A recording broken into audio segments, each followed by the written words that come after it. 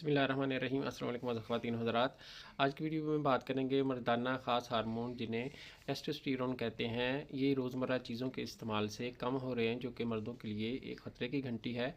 तो जान लीजिए कि हमारे जिस्म में जो हार्मोन्स पैदा होते हैं वो एंडोक्राइन सिस्टम के ज़रिए पैदा होते हैं, और इन चीज़ों में छुपी हुई कुछ केमिकल्स जो हमारे जिस्म में दाखिल होने के बाद इनमें मदाखलत करते हैं, इन केमिकल्स को एंडोक्राइन डिसरप्टिंग केमिकल्स कहते हैं।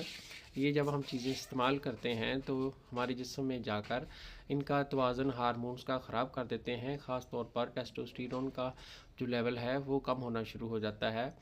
तो जान लीजिए कि इसमें जो सबसे पहले नंबर पे है वो है प्लास्टिक की बोतल, जिसमें हम पानी वगैरह पीते रहते हैं, उसका इस्तेमाल बंद कर दीजिए। और इसके साथ टिफ़िन या फूड कंटेनर, वो भी प्लास्टिक के, वो दूसरी वजह है। तीसरे नंबर पर शुगर का ज़्यादा इस्तेमाल करना, जिसकी वजह से इंसुलिन रेजिस्टेंस बढ़ जाती है, और जिसके नतीजे में जो टेस्टोस्टेरोन लेवल है इसका ये कम बनता है, और इसका जिस्म में जो मिकदार है वो कम होना शुरू हो जाती है।